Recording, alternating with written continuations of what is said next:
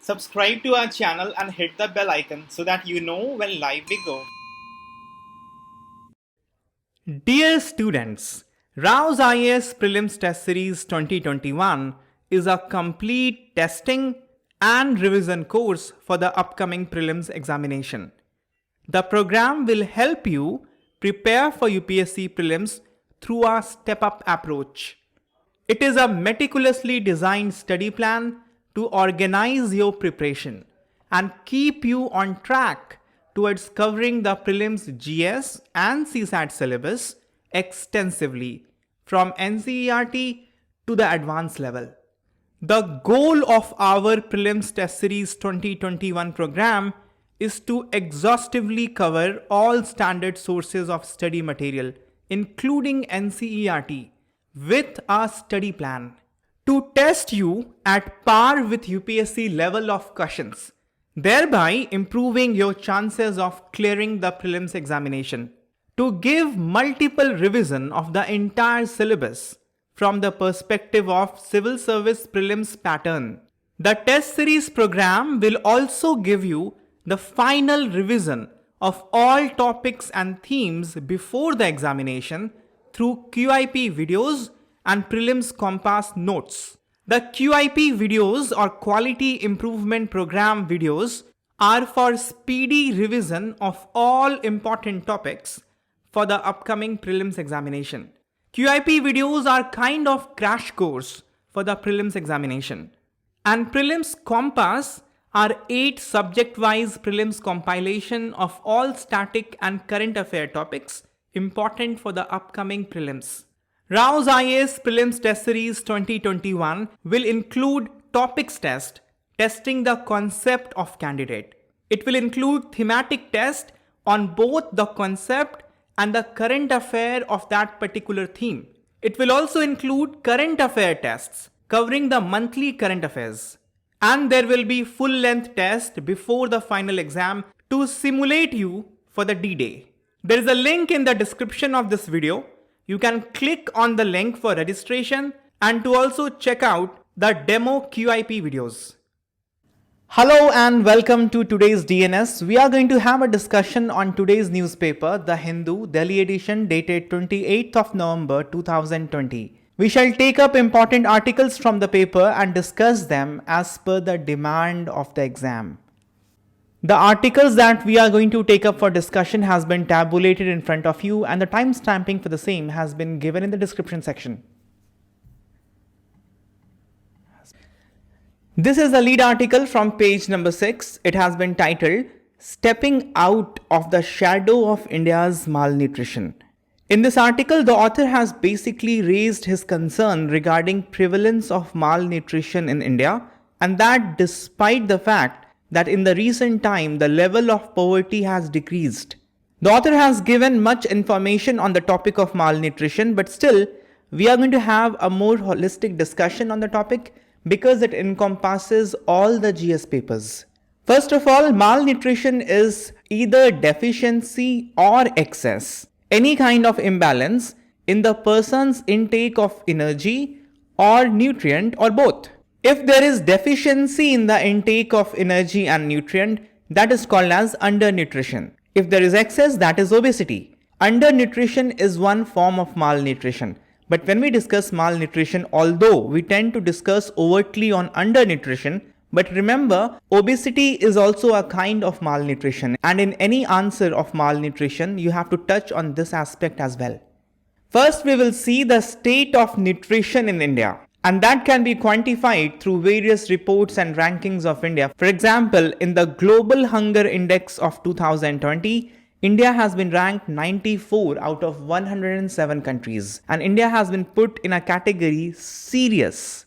The 4th round of National Family Health Survey shows that over 1/3 of all under 5 children are stunted. Stunting means low height for the age. And 1/5 of children are wasted. Wasting means lower weight for the height. And 50% of children are anemic. Anemia is a state of lower level of RBC in the body, which could be for various reasons. deficiency of iron is one prominent reason. There are two very important international reports. One is a State of Food Security and Nutrition in the World 2020 by Food and Agricultural Organization, and there is another very important report, Better Nutrition, Better Tomorrow. This is released by Bread for the World Institute. Both these reports have put India on a very bad light concerning malnutrition. The report shows the prevalence of highest rates of stunting and wasting in India among all the South Asian countries. When you discuss malnutrition, you have to know two parameters. One is prevalence of undernourishment. This is measured by the calorie intake. And the other parameter you have to know of is prevalence of moderate or severe food insecurity. And this measures severe or moderate food insecurity. Although to see the proper state of nutrition, lot other parameters are required concerning nutrient intake, but the most prevalent parameter to see undernourishment is calorie-based measurement, and that is prevalence of undernourishment. And these two reports give data on the decline of prevalence of undernourishment from 2001 to 2018. In this 18 years, India has seen the decline in prevalence of undernourishment by 24.7%. However, a comparative study shows that this is a poor performance because for China, the data is 74.4%. For Nepal, it is 74%. Even countries like Pakistan and Afghanistan are doing better than India. If you see the case of Afghanistan, it shows that India's performance is extremely poor because Afghanistan is a poor nation and it has been embroiled in conflict and turmoil since last 2 decades, but still has managed to perform better than India in terms of decline in prevalence of undernourishment. Recently, Right to Food campaign, which is a collaboration of many civil societies, have started a speed survey which is called as Hunger Watch. This speed survey also has shown the poor condition of calorie intake and food security in India. Global Nutrition Report 2020 released by WHO has put India among 88 countries which are likely to miss the global nutrition target under SDG 2. The same forecast has been made by Niti Aayog's Report on Sustainable Development Goals 2019. Niti Aayog is the nodal agency for implementation of SDG, and Niti Aayog keeps doing the performance evaluation of various states in this regard. As per the Niti Aayog's performance evaluation report, only 7 states have managed to address UN's zero hunger goal. So there are two things. The level of nutrition in India is very low, and we are also not on the upward trajectory.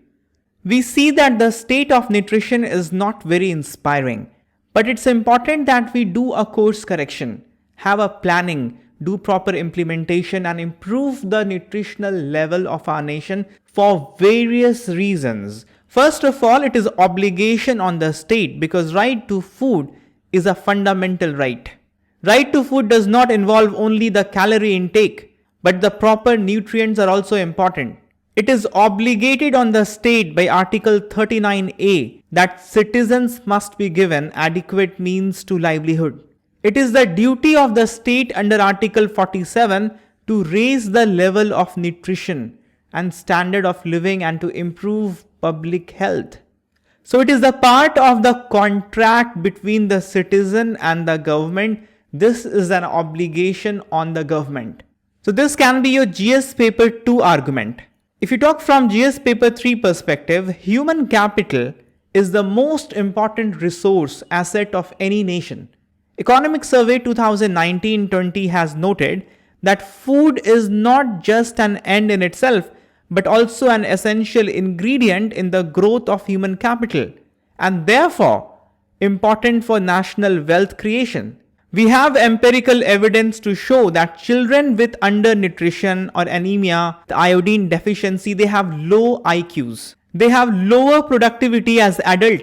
When they will participate in the labor market, they will not be contributing very efficiently. According to the World Bank estimation, if we reduce our high prevalence of stunting rate, the GDP will rise by 4 to 11%. The good nutritional status of the present generation and even more of our children is very important to reap the benefit of demographic dividend. With prevailing level of undernutrition and lack of good health, the society cannot remain healthy. The International Labour Organization's declaration in Philadelphia in 1944 states that poverty anywhere is a threat to prosperity everywhere. UPSC has given this as a topic in the essay paper in 2018. This is looking at things from the perspective of GS paper 1. But the paradox in Indian context is, despite decrement in the level of poverty in recent time, the nutritional status has not improved proportionally.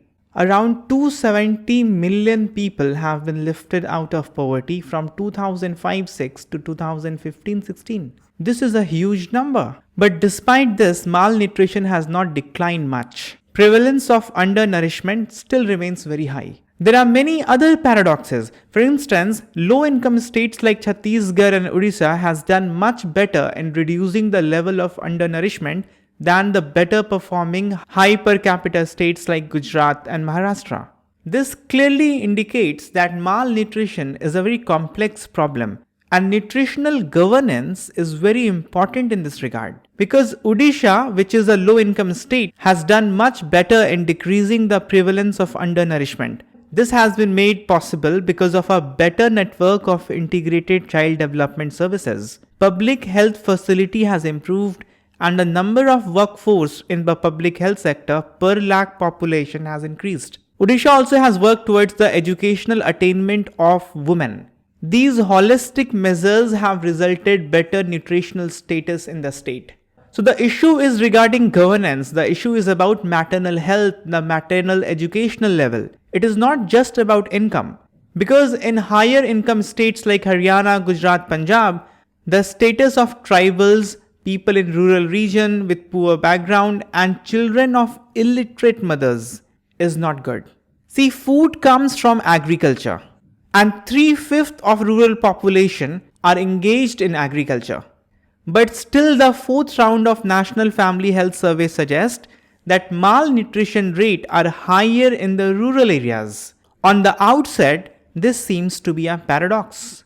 The problem is very complex. The problem is also related to diversification of agriculture, which is not happening because of policy reasons of government and other reasons. Malnutrition is not just about undernutrition as we have observed in the beginning. It is also about overnutrition, which is a paradox in itself because when large part of population is grappling with undernutrition, many people are also facing the problem of overnutrition. According to the National Family Health Survey 4 data, nearly 1/5 of adults in India are either obese or they are overweight. So what is the solution to this humongous problem of malnutrition in India? As we have discussed, the problem is multidimensional, and looking at it from one angle, one lens, one prism will not solve it. We need to have convergent action plan to solve the problem of malnutrition. For instance, there must be an annual integrated report that encompasses health, nutrition, the performance of Swachh Bharat mission maybe. The report may also include the diversification in agriculture sector, maybe also the educational attainment by women, or the maternal health, and implementation status of flagship programs like Poshan Abhiyan. Once we start to look at it comprehensively, then only a convergent, coherent action will make it possible to increase the nutritional status of the nation. Similarly, national agricultural policy must also be aligned with the national nutritional objectives among various initiatives like Poshan Abhiyan. Similarly, ICDS, Integrated Child Development Scheme, which is very crucial in improvement the nutritional status not only of children but actually of adults of future generation. This begins focusing on children from preschooling level, and there is growth monitoring of children at the Anganwadi centers targeting children from 3 to 6 years. This is considered to be a very good governance intervention to improve the nutritional status. But however, for a better output, it must be clubbed with more home-based contacts, like for example, communication with mothers who are having children from 3 months to 2 years maybe, to ensure compliance with infant and young child feeding practices. For example, ensuring breastfeeding at early stages. All in all, what is required is a convergent action plan and not working in different initiatives and programs in silos. After policy and action plans, what do you talk about? You talk about specific government tools to improve the implementation of those policy vision. For instance, we must have a national nutrition surveillance system. Just like we have for pollution, we have for forestation, we also have mapping of soils. Many states are doing mapping of mineral resources, water reserves. Similarly, there must be a mapping of nutrition and a surveillance mechanism. In governance, we require coordination among various institutions like Panchayati Raj institutions, public distribution system, public health departments, accountability, transparency. The tools of governance, they must be strengthened to improve the implementation of important programs like ICDS. Similarly, other tools for example, social audit, which is independent of annual audits and other government mechanisms. After policy and the general governance mechanism, what you talk about concerning any issue in GS paper 2 are the specific measures, the schemes and initiatives of government. Much of children undernutrition are caused by illness. Diseases like diarrhea, pneumonia, measles, they decrease the ability of the body to uptake nutritional elements. And these diseases are caused because of poor sanitation and lack of clean drinking water. In this regard, you can mention the implementation of measures government already has taken, for example, the WASH initiative, greater coverage of immunization, and celebration of village health sanitation, nutrition days, things like that. For example, Nutrition Month has been initiated by Government of India. Similarly, at local level, nutrition days, village health sanitation days, these must be celebrated to increase the awareness level. Then from GS paper 3, you can suggest that food fortification measures must be taken up and industries must be incentivized to do it. Then from GS paper 1 perspective, you can suggest that the status of women in the society is very closely linked with the nutritional status of the society. Female literacy is very important. That is related with birth spacing in children. That is also related with delay age of marriage and awareness of exclusive breastfeeding for the first 6 months. Maternal health is also very important because fetal growth is restricted if the health of the mother is compromised. Then malnutrition also has the angle of societal inequality.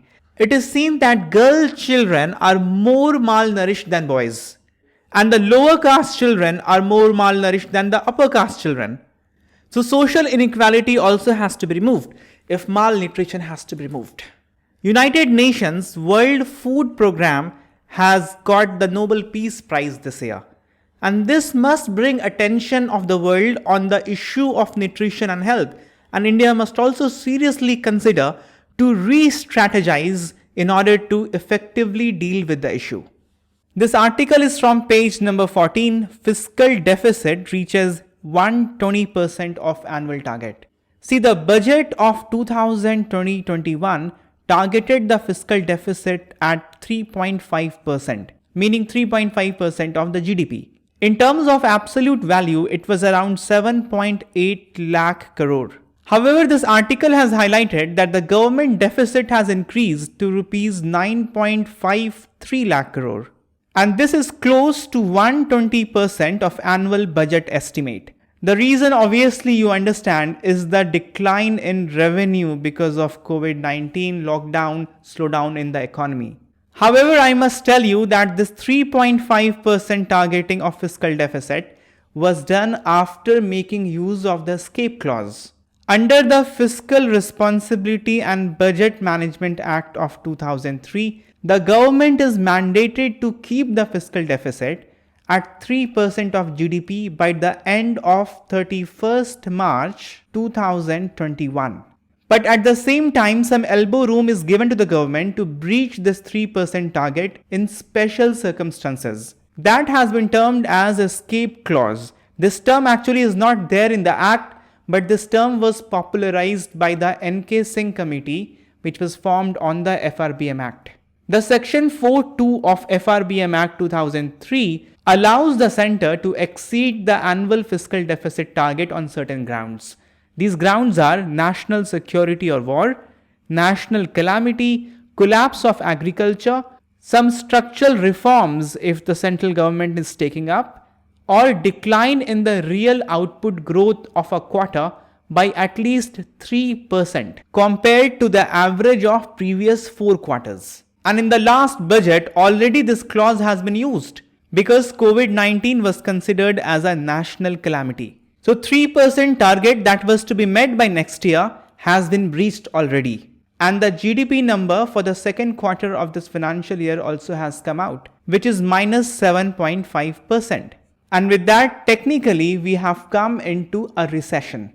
So the last budget might not be the last time when the target of meeting 3% fiscal deficit was breached.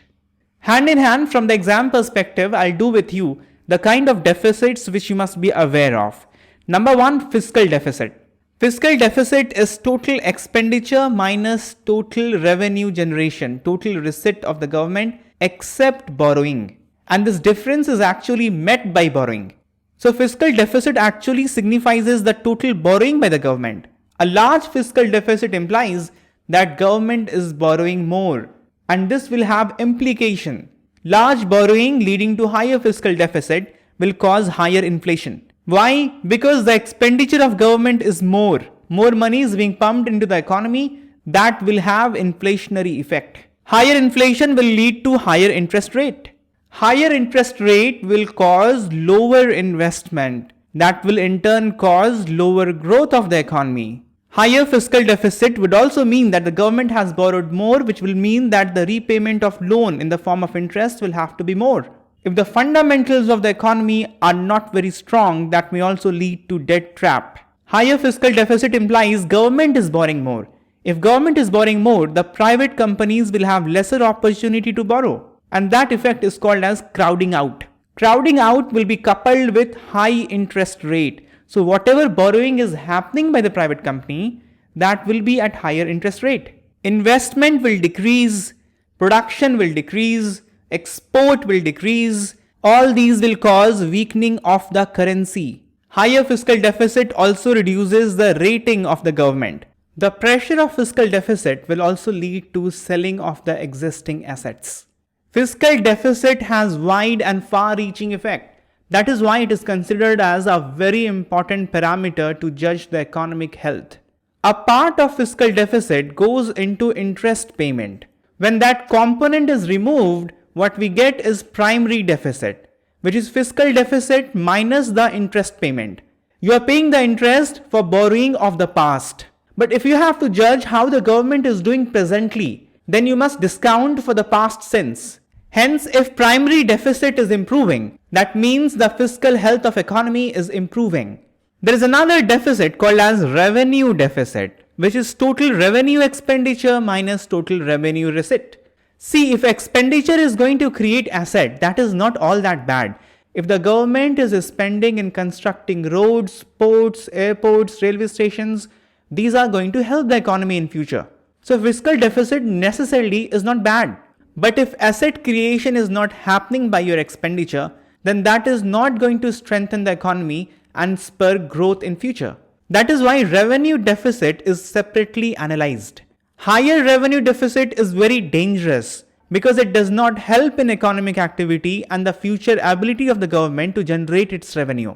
We also have the concept of effective revenue deficit, which is revenue deficit minus grants for the creation of capital asset. Under capital expenditure, the money is given to the states or the ministry itself uses the money for some asset creation. Later on, what happens in the next budget, some more money is given for the completion of the asset creation. That may come in the form of grants. But in the accounting, it is counted as revenue expenditure. But this grant, which is although a revenue expenditure, is helping in asset creation, which is going to help the economy in the future. So a better refined deficit is defined as effective revenue deficit, which is revenue deficit minus the grant given for creation of capital asset. There is another article on page number 14, core sector contraction widens to 2.5%. As you would know, the Office of Economic Advisor in the Department of Promotion of Industry and Internal Trade releases the index of 8 core sector industries. In the month of April, that contracted to minus 37.9. It recovered in the month of September to minus 0.1 but again that contraction has widened to minus 2.5. This graph is in synchronization with the contraction of GDP on the account of COVID-19. Although the economy seems to be recovering because the GDP contraction from minus 23.9% has come down to minus 7.5%, but this ripple effect will be there before it comes back to positive. For the examination, you have to know that this index, the index of 8 core industries, is released by the Office of Economic Advisor in the Ministry of Commerce and Industry, specifically in the Department for Promotion of Industry and Internal Trade. The base year for this index is 2011-12. The 8 core industries considered for the index are coal, crude oil, natural gas, petroleum refinery products, and fertilizers, steel, cement, and electricity. These 8 core industries alone accounts for 40.27% weightage in the index of industrial production. Index of industrial production basically compares the growth of various industries. That is released by National Statistical Office. Previously, that was released by CSO. Remember this. We have a concept of 8 core industries because these industries affect the work of other industries and the well-being of economy in general. So if these core industries are not performing well, then it's an indicator of a bad health of economy, and the same for other industries as well. The highest weightage in the index is of petroleum and refinery products. Previously it was for electricity, but now it is for petroleum and refinery products. These two are followed by steel, coal, crude oil, natural gas, cement. Remember that the last one is fertilizer. There is another news related to economy on page number 1. GDP contracts 7.5% in the second quarter. In the first quarter, it was 23.9% negative. Now the contraction is 7.5%. This is considerable improvement, and you can see the synchronized effect of that in the performance of core industries as well.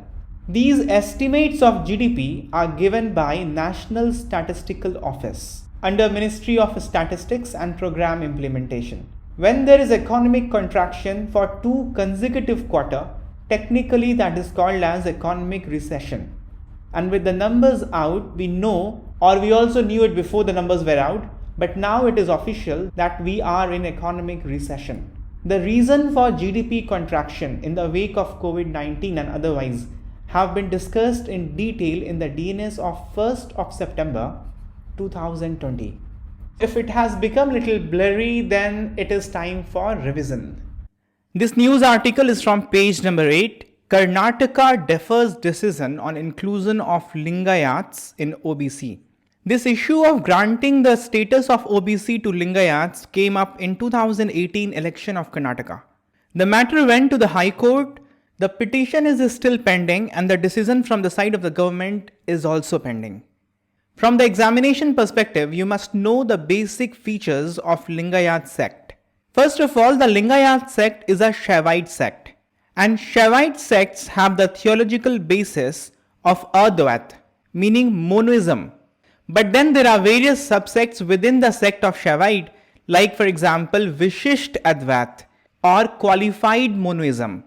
Lingayat sect, which is a kind of Shaivite sect, follows the theology of qualified monoism, Vishisht Advait. Meaning there is Advait, there is no dualism, there is monoism, but it is qualified monoism, meaning the Jiva and Brahma are the same, they get united once there is salvation, but still they do not become one. That distinction is still there even when Jiva gets united with Brahma.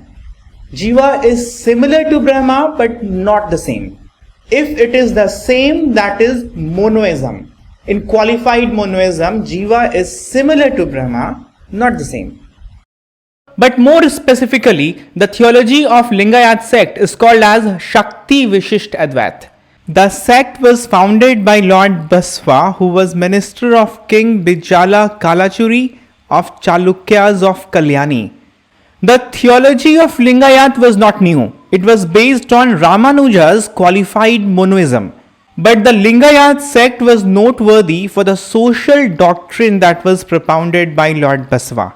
Although found in many parts of the country, but they are predominantly found in the Mysore region and some parts of Andhra Pradesh. In Karnataka, they form 17% of the total population. The theology is very similar to Ramanuja's Vishisht Advait, but more specifically it is called as Shakti Vishisht Advait, where God is conceived to be qualified by Shakti or cosmic energy. Yoga and meditation are the paths to achieve the cosmic energy, and Lingayats do not do idol worship. As I have told you, the sect stood out because of the social doctrine. Lord Basava tried to bring complete equality in the society. He challenged the Brahminical domination, raised voice against the caste system, untouchability, gender inequality, Vedic supremacy. He opposed all kind of ritualistic worship, all kind of sacrifice, even pilgrimage. Lord Basava set up Anubhav Mandapa, where all men and women were welcomed from all socio-economic backgrounds to discuss spiritual questions of life. Lord Basava popularized his social awareness message through poetries which were called as Vachanas. These Vachanas are considered to bring Renasa in the Kannada literature. Lord Basava also coined the slogan of Kayakav Kailasa, which means work is worship. The message is similar to the message given by Swami Vivekananda. The goal is to set a standard in society where all work are valued. No work is considered menial. Respect is given to all, not depending upon the kind of work people are doing in society. That is very, very important to fight untouchability, to fight the caste system hierarchy which has been made artificially in the society. He promoted widows' remarriage. Concerning theology, you have to know that Lingayats oppose image worship. In this sect, only sacred image is the Linga of Lord Shiva. Lingayats do not eat meat, they don't smoke, they don't drink. Lingayats also oppose cremation and they follow the burial rituals. The sacred literature of Lingayats are in Karnese and Telugu. This much about Lingayat will suffice for the examination. Let us do question for the day now. Yesterday's question was this: with reference to compulsory licensing for the patented drugs, consider the following statements. The compulsory licensing has been provided under the TRIPS agreement. This is correct. Government can invoke this provision of compulsory licensing if there is shortage of drug. Second statement is no compensation is required to be paid to the patent holder in case of issuance of compulsory licensing by the government. This is an incorrect statement. If government invokes compulsory licensing, some amount has to be given as compensation. So the answer is option A. Today's question is this: which of the following are characteristics of Lingayat sect? Qualified monoism, cremation, opposition to pilgrimage, yoga and meditation as path to salvation. Select the correct answer from the code given below. 1 only, 1 and 2 only, 1 and 3 only, 1, 3 and 4 only. With this we have come to the end of the session. Please attempt the DNS quiz on the eLearn platform for having a sense of completion that you learned the current affair from today's newspaper. Goodbye, take care. Dear students, Rao's IAS Prelims Test Series 2021 is a complete testing and revision course for the upcoming prelims examination. The program will help you prepare for UPSC prelims through a step-up approach. It is a meticulously designed study plan to organize your preparation and keep you on track towards covering the prelims GS and CSAT syllabus extensively from NCERT to the advanced level. The goal of our Prelims Test Series 2021 program is to exhaustively cover all standard sources of study material, including NCERT, with a study plan to test you at par with UPSC level of questions, thereby improving your chances of clearing the prelims examination. To give multiple revision of the entire syllabus from the perspective of civil service prelims pattern. The test series program will also give you the final revision of all topics and themes before the examination through QIP videos and prelims compass notes. The QIP videos or Quality Improvement Program videos are for speedy revision of all important topics for the upcoming prelims examination. QIP videos are kind of crash course for the prelims examination. And Prelims Compass are 8 subject-wise prelims compilation of all static and current affair topics important for the upcoming prelims. Rao's IAS Prelims Test Series 2021 will include topics test, testing the concept of candidate. It will include thematic test on both the concept and the current affair of that particular theme. It will also include current affair tests covering the monthly current affairs. And there will be full-length test before the final exam to simulate you for the D-Day. There is a link in the description of this video. You can click on the link for registration and to also check out the